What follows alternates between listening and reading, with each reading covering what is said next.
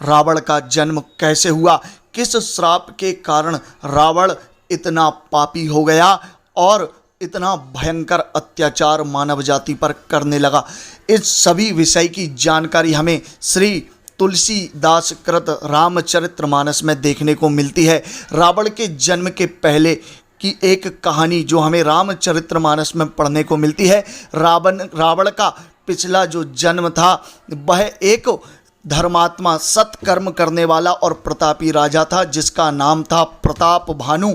और वह राजा हमेशा सत्कर्म करते रहता था, धर्म की राह पर चलने वाला था और उसने अपने राज्य की सीमा का इतना विस्तार कर लिया कि संपूर्ण विश्व उसकी सीमा के अधीन हो गया।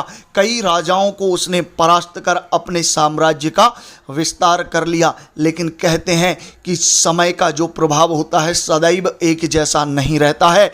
वही रावण के साथ हुआ। अपने पूर्व जन्म में उस प्रभाव में ब्राह्मणों के श्राप के कारण उसे रावण जैसे भयंकर राक्षस की योनि में जन्म लेना पड़ा।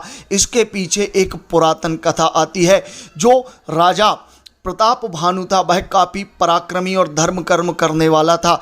एक दिन वह शिकार खेलने जंगल में गया। वहाँ उसे एक सूअर दिखाई दिया और उस सूअर के दांत मानो रत्न और मणि के समान चमक रहे थे। तो वह उस सूअर का पीछा करते करते एक घनघोर जंगल में पहुंच गया।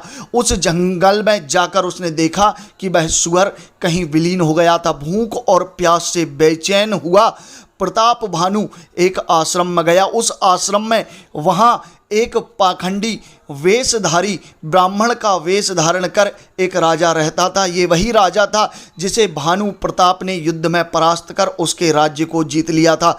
लेकिन उस पाखंडी राजा के मन में भानु प्रताप से बदला लेने का विचार चल रहा था। वह मन ही मन काफ़ी प्रसन्न होने लगा और उसने अपनी मोह और माया का जाल बिछाकर राजा प्रताप भानु को अपने वश में कर लिया।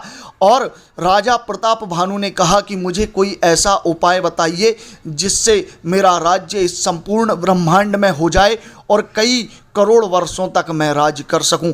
तब पाखंडी वेशधारी राजा ने कहा कि तुम ब्राह्मणों को भोजन कराओ। उस ब्राह्मणों के भोजन कराने से ब्राह्मण प्रसन्न होकर अगर तुम्हें आशीर्वाद देंगे तो तुम्हारा राज्य करोड़ों वर्ष तक चलता ही रहेगा।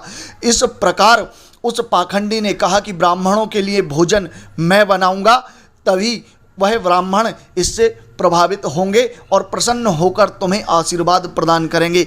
लेकिन राजा प्रताप भानु को इस बात का ज्ञान नहीं था कि यह पाखंडी उसका सर्वनाश करने के लिए आया था।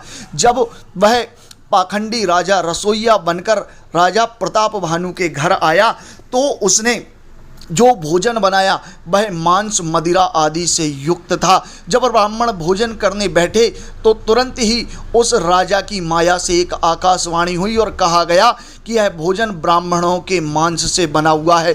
तब वह सभी ब्राह्मण क्रोधित हो गए और राजा प्रताप भानु को श्राप दे दिया कि तू अपने पूरे परिवार सहित राक्षस योनि में जन्म लेगा और भयंकर राक्षस बन जाएगा। इन्हीं ब्राह्मणों के श्राप के कारण राजा प्रताप भानु का जन्म रावण के रूप में हुआ। आशा करता हूँ इस विषय को आप आसानी से समझ गए होंगे।